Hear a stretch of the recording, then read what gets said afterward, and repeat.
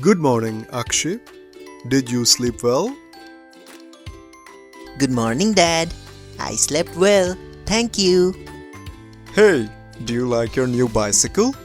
It looks fantastic. Thanks, Dad. Yes, it's awesome. I love it. Do you remember when I talked to you about possessive nouns?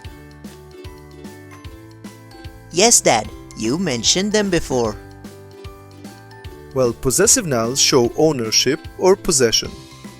Remember when I said Akshit's bicycle? The possessive noun Akshit's indicates that the bicycle belongs to you. And if the noun is plural, like toys, we add an apostrophe after the letter S to show possession. Oh, I remember now. So, if it's singular, we add apostrophe and S. And if it's plural, we add S and apostrophe. Exactly. Let's go over it again. Look around your room, Akshat. Can you tell me about some of your belongings using possessive nouns? Sure, Dad.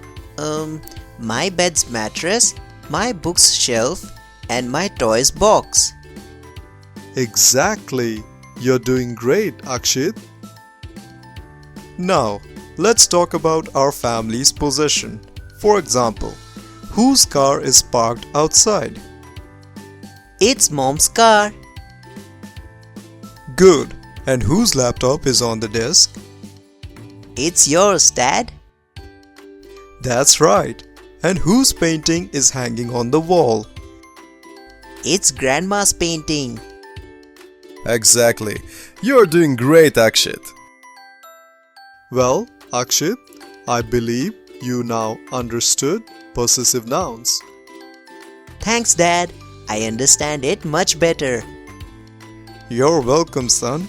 Remember, possessive nouns help us show ownership and make our language more precise. I will, Dad. Thanks for teaching me.